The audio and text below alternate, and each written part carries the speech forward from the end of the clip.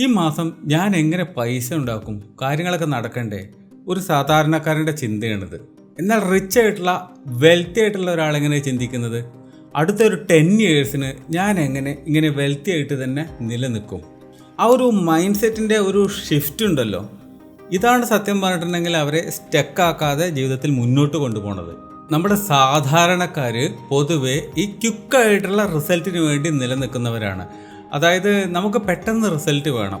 ഒരു 30 days challenge, 21 days challenge, ഇതൊക്കെ ഭയങ്കര അട്രാക്റ്റീവാണ് നമുക്ക്. 7 ഡേയ്സ് ചലഞ്ച്, അതായത് എല്ലാ കാര്യത്തിനും പെട്ടെന്ന് വിജയം വേണം, ക്വിക്ക് വിൻസ് ആയിരിക്കണം.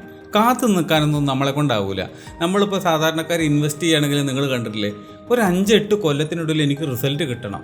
എന്നാൽ റിച്ച് ആയിട്ടുള്ള ആൾക്കാർ, ഇപ്പോൾ ഒരു എക്സാമ്പിളിന് വാരൻ ബഫറ്റിനെ പോലെയൊക്കെയുള്ള ആൾക്കാരാണെങ്കിൽ അവർ ഇൻവെസ്റ്റ് ചെയ്യുന്നത് 25, 30, 40 വർഷത്തിനൊക്കെ ഒറ്റയടിക്കാണ് ഇൻവെസ്റ്റ് ചെയ്യുകയാണ്. പിന്നെ അതിൻ്റെ ആ ഭാഗത്തേക്ക് തിരിഞ്ഞു നോക്കുന്നേ ഇല്ല.